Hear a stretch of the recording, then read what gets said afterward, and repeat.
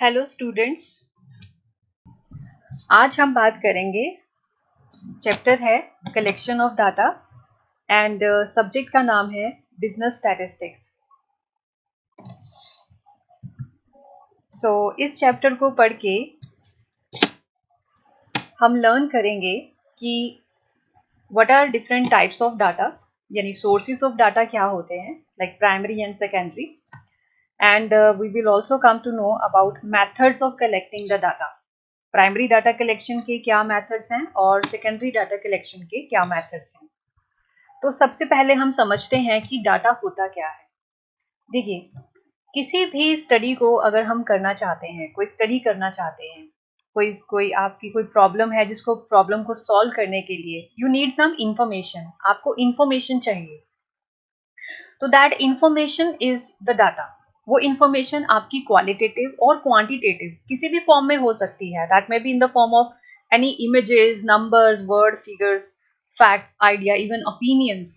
So any type of data it can be, right. So data मतलब information, जो information आप collect कर रहे हैं अपने रिसर्च पर्पस के लिए, अपने स्टडी को करने के लिए। नाउ स्टैटिस्टिकल डाटा, जो हम स्टैटिस्टिक्स के टर्म्स में डाटा की बात करते हैं, statistical data here means only quantitative data, यानी कि जिसको आप न्यूमेरिकली एक्सप्रेस कर सकते हो। तो स्टैटिस्टिक्स में हम स्टैटिस्टिकल डाटा यानी न्यूमेरिकल डाटा की बात करेंगे। नाउ स्टैटिस्टिकल डाटा जो है that is of two types, primary data and secondary data. या आप ये कह सकते हैं कि जो डाटा है उसके टू मेन सोर्सेज हैं, primary sources and secondary sources. Primary data होता है जो हम ओरिजिनली कलेक्ट करते हैं और for the first time which is collected, यानी आप कोई स्टडी कर रहे हैं और आप खुद मतलब फर्स्ट टाइम उस डाटा को कलेक्ट कर रहे हैं। तो that is why it is known as first hand data, right. From beginning से लेके एंड तक सारा डाटा जो है वो आप कलेक्ट कर रहे हैं खुद। So it is more reliable, क्योंकि आपने इसको फॉर द फर्स्ट टाइम और खुद ओरिजिनली आपने इसको कलेक्ट किया है, तो ये मोर रिलायबल है, मोर ऑथेंटिक है। और ये वो डाटा है जो ऑलरेडी पहले किसी ने इसको कलेक्ट नहीं किया, ना ही ये कहीं पब्लिश्ड है। So that is primary data. Now secondary data वो होता है जो ऑलरेडी किसी ने कलेक्ट जो है वो किया हुआ है। So that is already collected by others, और it may be in published form और unpublished form. So published form में भी हो सकता है और अनपब्लिश्ड फॉर्म में भी ये हो सकता है। सो ये डाटा होता है जिसको हम सेकेंड हैंड डाटा बोलते हैं, क्योंकि ये ऑलरेडी किसी ने कलेक्ट किया हुआ है। Now we are using it for our own purpose. Now we will talk about methods of collection of data, यानी कि हम प्राइमरी और सेकेंडरी डाटा जो है वो कैसे कलेक्ट कर सकते हैं। तो सबसे पहला जो हम करेंगे वो होगा methods of collection of primary data. Primary data collect करने के हमारे पास क्या क्या मेथड्स अवेलेबल हैं। तो 5 मेथड्स अवेलेबल हैं प्राइमरी डाटा कलेक्ट करने के। Direct personal, indirect oral investigation, information from correspondence, mailed questionnaire method and schedules sent through enumerators.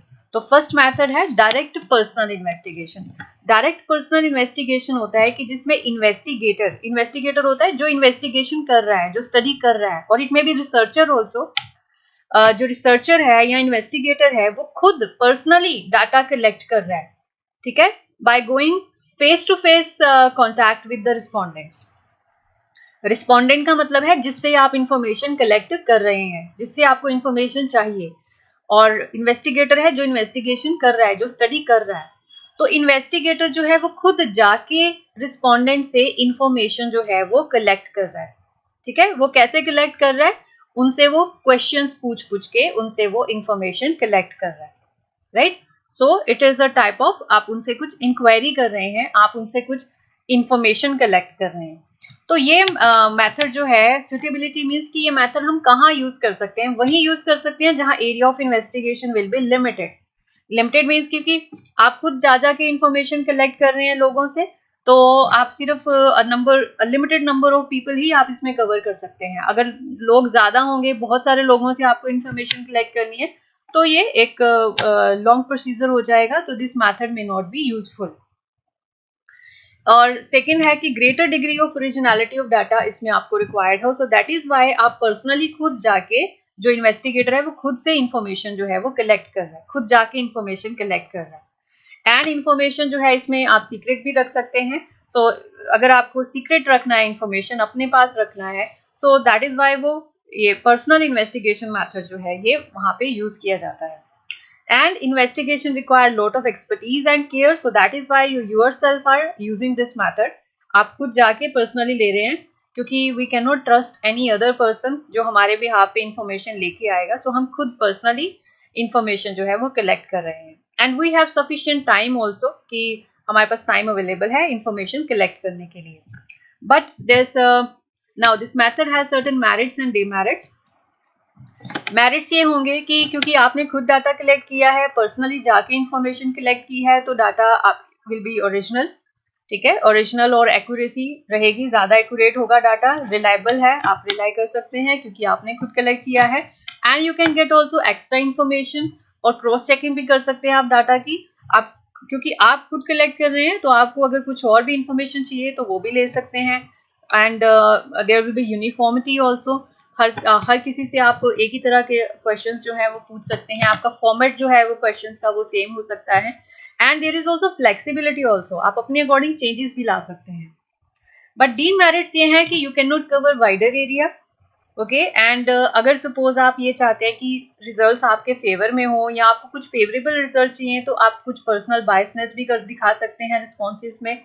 And it is costly because it will consume more time, और efforts भी इसमें ज़्यादा लगेंगे। So in terms of time, money and efforts it's very costly. And results are less representative because क्योंकि इसमें you are covering only limited number of people, आप एक limited area ही आप कवर कर सकते हैं। सो इन दैट केस आप results को जनरलाइज नहीं कर सकते। Next method is indirect oral investigation. Indirect oral investigation में है कि जो इन्वेस्टिगेटर होता है वो डायरेक्टली जिस पर्सन से हमें इंफॉर्मेशन चाहिए हम उस पर्सन से कांटेक्ट नहीं कर रहे, हम उसके जो विटनेसेस हैं या जो थर्ड पार्टीज हैं हम उनको कांटेक्ट कर रहे हैं।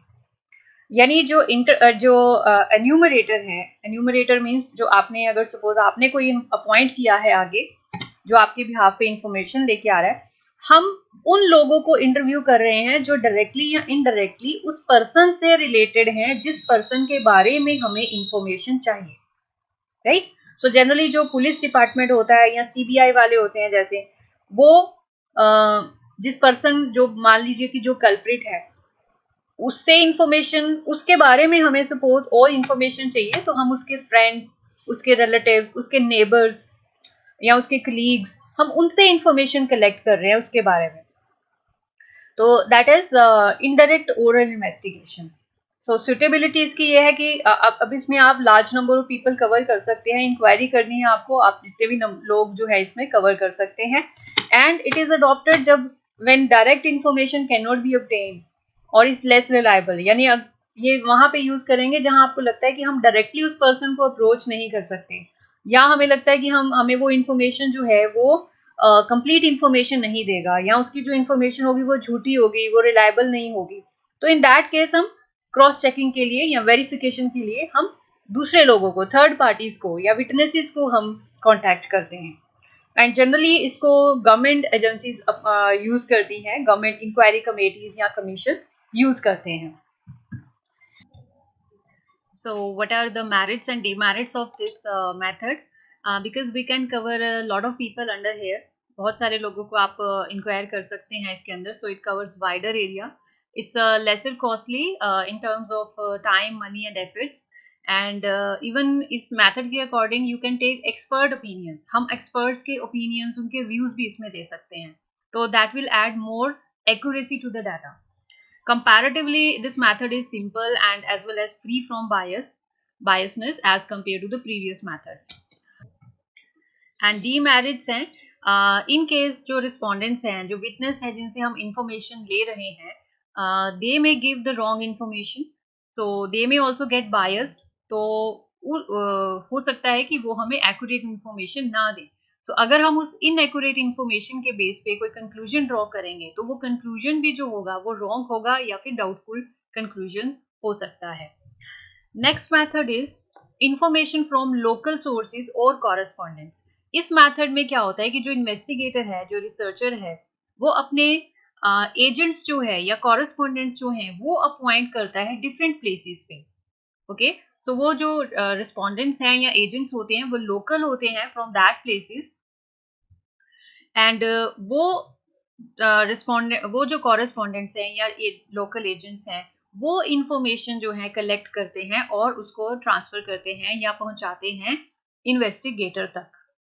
जैसे आपने न्यूज़पेपर्स के एग्जांपल देखा होगा, न्यूज़पेपर्स या फिर न्यूज़ चैनल्स वाले होते हैं। न्यूज़ चैनल्स वालों को हर एरिया को कवर करना है, उनको हर स्टेट से इंफॉर्मेशन चाहिए, हर डिस्ट्रिक्ट से चाहिए, हर विलेज से चाहिए, हर जगह से उनको इंफॉर्मेशन चाहिए। तो उन्होंने अपने जो कॉरेस्पॉन्डेंट्स यानी जो उनके संवाददाता होते हैं या फिर जो उनके पत्रकार होते हैं वो हर जगह पे होते हैं जो उनको इंफॉर्मेशन लाके देते हैं। ठीक है, आपने टीवी में देखा होगा ना कि this the correspondent from this place.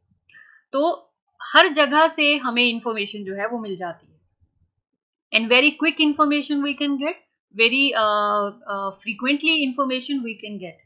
सो इस केस में वो जो इंफॉर्मेशन ला के देते हैं हमें हर जगह से, वो अपने अकॉर्डिंग देते हैं, अपने ओन वेज एंड अपने टेस्ट के अकॉर्डिंग हमें इंफॉर्मेशन ला के देंगे, राइट।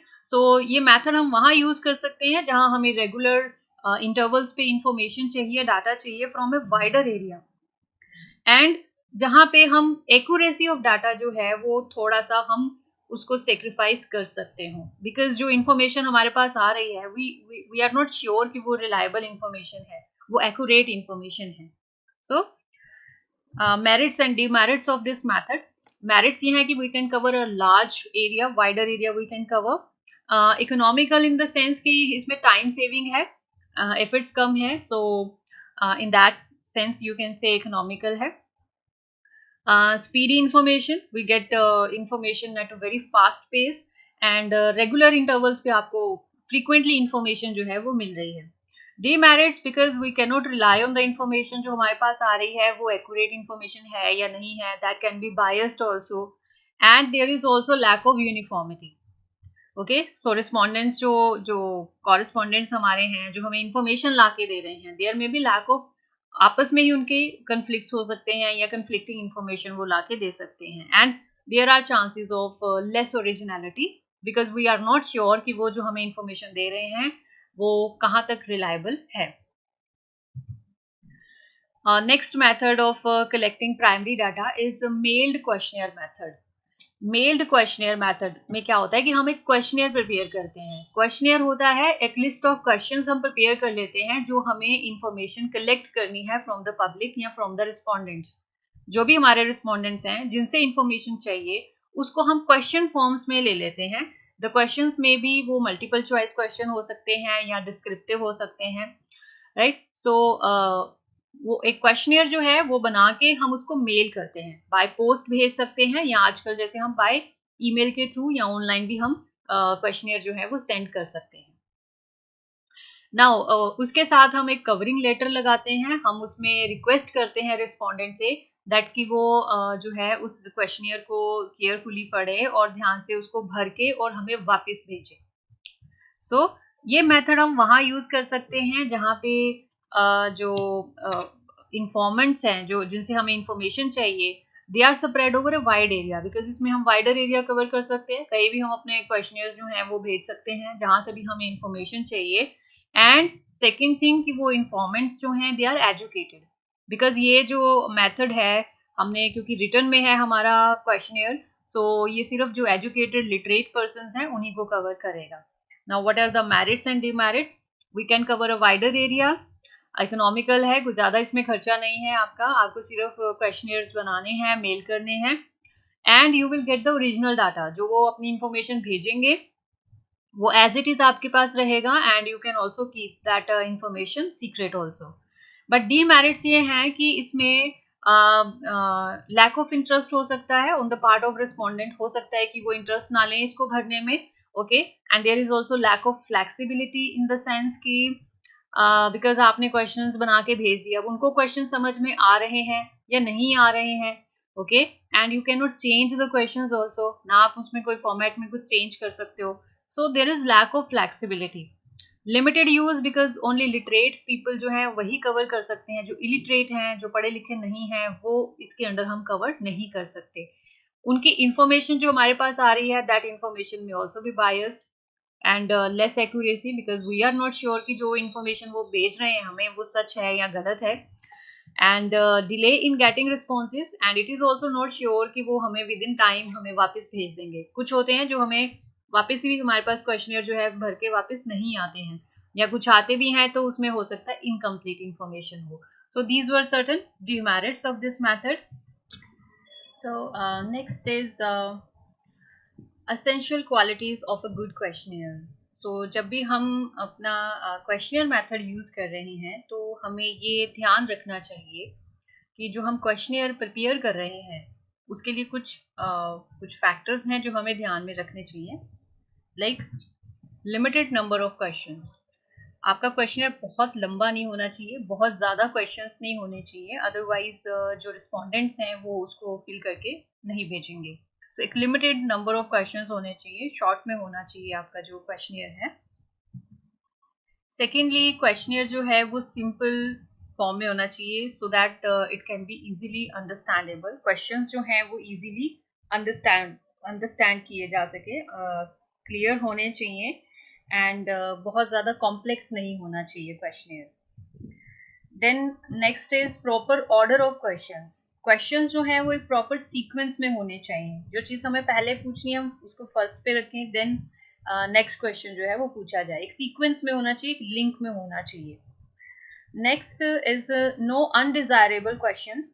कुछ क्वेश्चंस जो हैं जैसे बहुत ज़्यादा जो पर्सनल क्वेश्चंस या फिर जो उनके रिलीजियस फीलिंग्स को हर्ट करें, या तो इस तरह के क्वेश्चंस जो हैं जो रिक्वायर्ड ही नहीं है, ऐसे क्वेश्चंस नहीं पूछने चाहिए उसमें।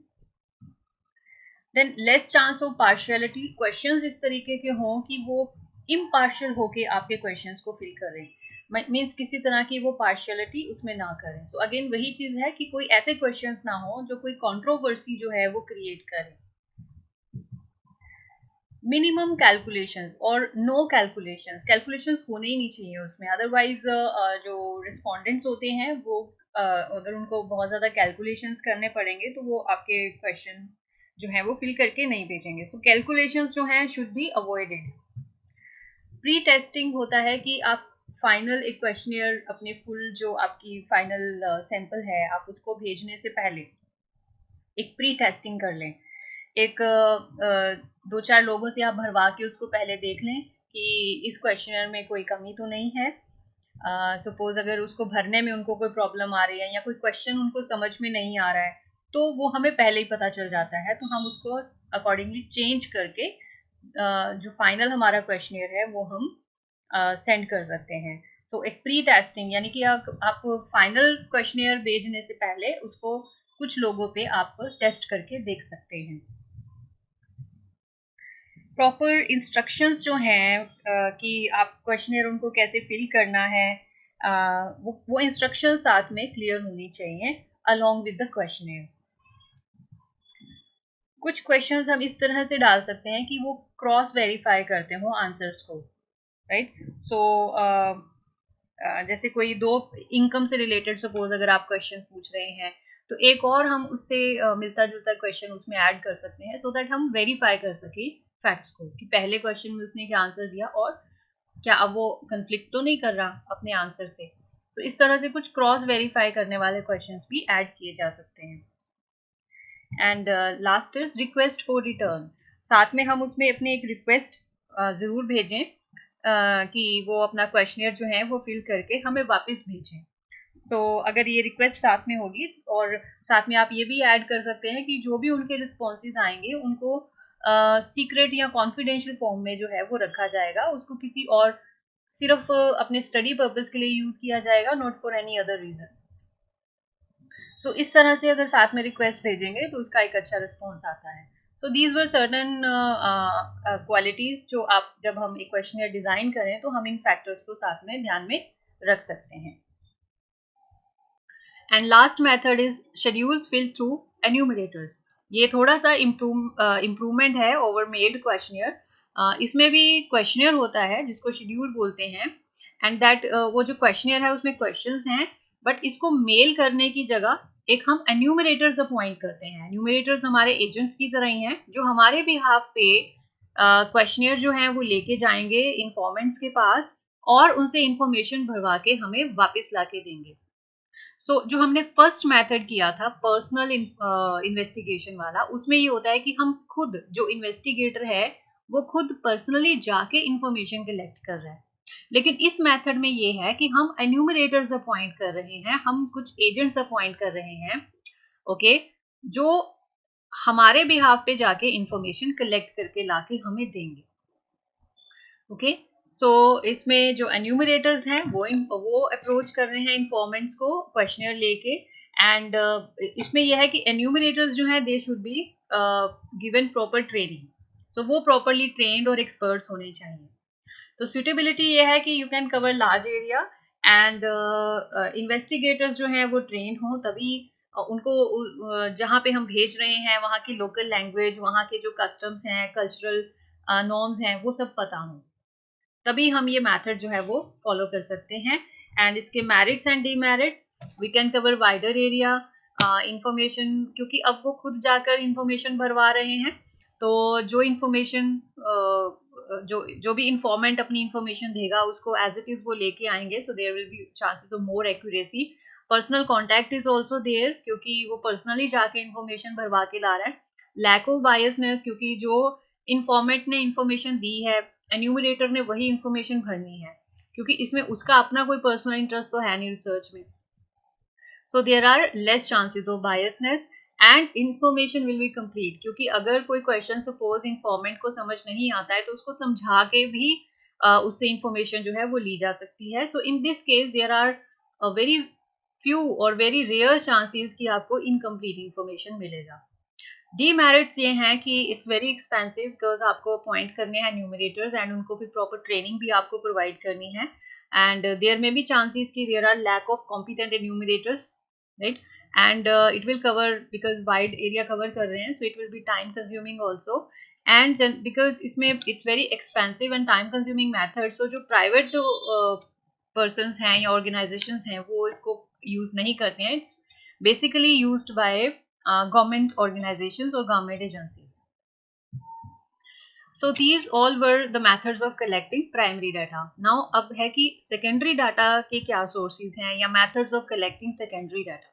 Secondary data जो होता है, आपको बताया मैंने पहले कि ये जो है ये already किसी ने collect किया हुआ है and now we are using it for our own purpose. अब हम अपने own purpose के लिए इसको use कर रहे हैं। तो ये डाटा जो है secondary, it may be in the published form or it may be in unpublished form. So published sources और unpublished sources. Published sources में आते हैं जो publications, published मतलब जो publish हो चुके हैं, which are available for the general public. आप कहीं से भी उसको access कर सकते हैं, आप उसको online भी access कर सकते हैं या फिर offices में जाके आप उनके copies जो हैं वो ले सकते हैं। So like इसमें आते हैं publications of central state government के publications आते हैं, राइट, जैसे suppose reserve bank of India है तो आरबीआई का बुलेटिन आता है, गवर्नमेंट के गैजेट्स आते हैं। So similarly publications of local bodies, यानी कि जैसे म्यूनिसिपल कॉर्पोरेशन है उनके अपने कुछ रिपोर्ट्स हैं जो पब्लिश्ड हैं वो आएंगे। Then reports of committees and commissions, जैसे जैसे प्लानिंग कमीशन है, फाइनेंस कमीशन है, इनके रिपोर्ट्स जो पब्लिश होती हैं। पब्लिकेशंस ऑफ ट्रेड एसोसिएशन, जैसे ट्रेड एसोसिएशन, जैसे शुगर मिल एसोसिएशन है, सपोज शुगर मिल एसोसिएशन ने अपने शुगर मिल्स के रिगार्डिंग जो इंफॉर्मेशन है वो पब्लिश की है। So that is publication of trade association. Similarly research institutions होती हैं, ठीक है, जैसे आईसीएमआर है या फिर इंडियन स्टैटिस्टिकल इंस्टीट्यूट है। सो ये जो रिसर्च इंस्टीट्यूशंस हैं इनके जो पब्लिकेशंस हैं। Then journals and papers, newspapers हैं, इवन मैगजीन्स हैं, ये सारे पब्लिश सोर्सेज हैं। सिमिलरली रिसर्च स्कॉलर्स के जो पब्लिश पेपर्स होते हैं, international publications like international organisations हैं, जैसे वर्ल्ड बैंक है, WTO है, IMF है, WHO है, तो इन सब के जो पब्लिकेशंस हैं, तो all these are publish sources.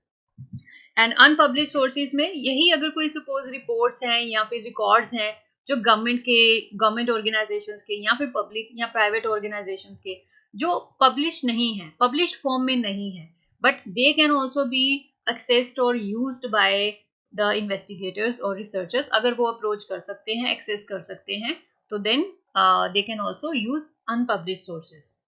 Similarly अगर जैसे आप देखते हैं कि यूनिवर्सिटीज में या रिसर्च इंस्टीट्यूट्स में जो पीएचडी करते हैं, रिसर्च करते हैं, उनके जो अनपब्लिश्ड थीसिस होते हैं, तो they also fall under unpublished source of secondary data. Now the question is कि सेकेंडरी डाटा जो होता है वो कलेक्ट किया है किसी और ने, एंड क्वेश्चन ये है कि क्या हम उस डाटा को एज इट इज यूज कर सकते हैं। Okay, so as a statement is given by Bolle, it is never safe to take published statistics at their face value without knowing their meaning and limitations. According to Bolle कि जो published statistics होता है, published जो data है, उसको हम as it is at their face value means कि हम as it is नहीं use करना चाहिए हमें. It is never safe to use them without knowing their meaning and limitations. कि उनका मीनिंग क्या है, वो कैसे कलेक्ट किए गए थे और उनकी क्या कोई लिमिटेशंस हैं। तो यानी उनके बारे में अच्छे से जाने बिना हम उनको एज इट इज यूज नहीं कर सकते। क्वेश्चन ये राइज होते हैं कि क्या जो हम डाटा यूज कर रहे हैं, whether the data are reliable या वेदर द डाटा सुटेबल भी है हमारे पर्पज के लिए, जो हम स्टडी करने जा रहे हैं क्या उस पर्पज के लिए सुटेबल है, या whether the data are adequate, sufficient भी है वो डाटा स्टडी करने के लिए, हमारी स्टडी करने के लिए। So to solve all these questions, या हम क्या प्रिकॉशंस ले सकते हैं while using secondary data. First of all you will have to check the ability of collecting organisation. सबसे पहले हमें ये देखना चाहिए कि ये जो सेकेंडरी डाटा है ये किसने कलेक्ट किया हुआ है, इसको कलेक्ट करने वाली एजेंसी या ऑर्गेनाइजेशन कौन सी है। ओके, सो क्योंकि जनरली जो गवर्नमेंट ऑर्गेनाइजेशंस हैं वो ज़्यादा रिलायबल डाटा होता है एज कम्पेयर टू इंडिविजुअल्स के द्वारा कलेक्ट किया गया data. So we can check the ability of collecting organisation. Secondly हमें ये देखना है कि ऑब्जेक्टिव एंड स्कोप, कि ये जो सेकेंडरी डाटा है ये किस पर्पस के लिए कलेक्ट किया गया था, what was the objective and scope. तो क्या ये हमारी स्टडी के ऑब्जेक्टिव को मैच करता है, सो हमें ये देखना पड़ेगा। देन मेथड ऑफ कलेक्शन, ये डाटा कैसे कलेक्ट किया गया था, what was the method of collection, वो ध्यान में रखना है। Time and conditions of collection, ये जो डाटा कलेक्ट किया गया था ये किस टाइम पीरियड में कलेक्ट किया गया था, अंडर व्हाट कंडीशंस ये कलेक्ट किया गया था। ठीक है, क्योंकि समटाइम्स इट में हैपन, जैसे कि हम सपोज प्राइसेस के ऊपर डाटा कलेक्ट कर रहे हैं इस ओके, तो प्राइसेस जो हैं वो 2000 सपोज 2007-8 के हैं जिस टाइम पे सब प्राइम क्राइसिस आया था। तो हो सकता है कि because that was not a normal period, so हमें पता है कि जो भी हम डाटा कलेक्ट करते हैं या यूज करते हैं that should belong to a normal time period. So हमें ये देखना चाहिए कि क्या उस टाइम पीरियड में कोई नेचुरल कैलेमिटी तो नहीं आई थी जिसकी वजह से हो सकता है प्राइसेस पे कोई इफेक्ट पड़ा हो। So we have to consider all these conditions and time period. Then definition of unit, you have to see कि जो यूनिट ऑफ मेजरमेंट है, जो डाटा कलेक्ट किया गया है उसका यूनिट ऑफ मेजरमेंट क्या है, क्या वो हमारे स्टडी के जो हमारा वेरिएबल है हमें जो चाहिए वो सेम यूनिट में है, या हमें फिर उसको एडजस्ट करना पड़ेगा। Then accuracy, we can check accuracy, again depends upon all these things, कि डाटा कितना एक्यूरेट है डिपेंड करेगा कि कौन सी एजेंसी ने कलेक्ट किया है, वो रिलायबल है या नहीं है। So all these things we have to consider while using secondary data. Now most important इसमें एक क्वेश्चन शॉर्ट क्वेश्चंस में आ सकता है कि difference between primary data and secondary data. So till now I hope कि आपको डिफरेंस जो है वो क्लियर हो गया होगा कि प्राइमरी डाटा और सेकेंडरी डाटा में क्या डिफरेंस है। So primary data as you know कि ये ओरिजिनल डाटा है, फर्स्ट टाइम कलेक्ट किया जाता है, so this is first hand data and real time and original data, while secondary data is second hand और the data which belongs to past, यानी कि जो ऑलरेडी कलेक्ट किया होता है दैट इज सेकेंडरी डाटा, और जो हम फर्स्ट टाइम अब कलेक्ट कर रहे हैं, करने जा रहे हैं, तो that is the primary data.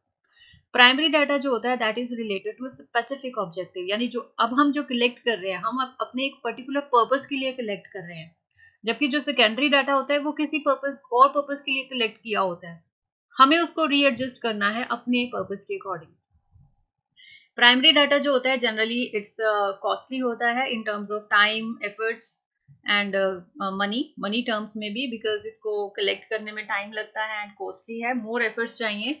While secondary data already collected है तो उसको आपको सिर्फ एक्सेस करना है, so there is less cost, less time consuming and less efforts are involve. Primary data, because you are collecting it originally, so it's more accurate, more reliable है. But secondary data जो आप use कर रहे हैं, we are not sure about its accuracy, कि वो accurate है या नहीं है, we are not sure. And more flexibility is there in primary data, क्योंकि आप changes कर सकते हैं accordingly. जो आप डाटा कलेक्ट कर रहे हैं उसके methods में change कर सकते हैं, but we cannot change the methods or the conditions or the time period of secondary data because वो already collect हो चुके हैं. So there is less flexibility in secondary data. So with this I hope कि आपको अब ये chapter जो है वो clear हो गया होगा कि what is data, what are the methods of collection of data. क्योंकि ये chapter है data collection पे कि because this is the first step of statistical methods. हमने डेफिनेशंस में पढ़ा है कि जो स्टैटिस्टिक्स होता है, स्टैटिस्टिक्स इन सिंगुलर सेंस हमने पढ़ा था कि स्टैटिस्टिक्स मीन्स स्टैटिस्टिकल मेथड्स. तो उसमें first step is collection of data. तो हमारा पहला स्टेप होता है डाटा कलेक्शन, यानी कि आंकड़ों को इकट्ठा करना, डाटा को कलेक्ट करना. सो उसके मेथड्स हैं. डाटा पहले तो आप ये बताएंगे डाटा दो तरह का है, प्राइमरी और secondary, and there are different methods हैं प्राइमरी डाटा कलेक्ट करने के और सेकेंडरी डाटा कलेक्ट करने के. और जब हम सेकेंडरी डाटा कलेक्ट कर रहे हैं तो हमें कुछ प्रिकॉशंस हैं, कुछ बातें हैं जिनको ध्यान में रखना चाहिए. So this was all about this chapter data collection. So these are certain readings और बुक्स हैं जो आप पढ़ सकते हैं to explore this chapter more. So with this, I wish you all to stay safe and healthy, and thank you very much for watching this video. Thank you.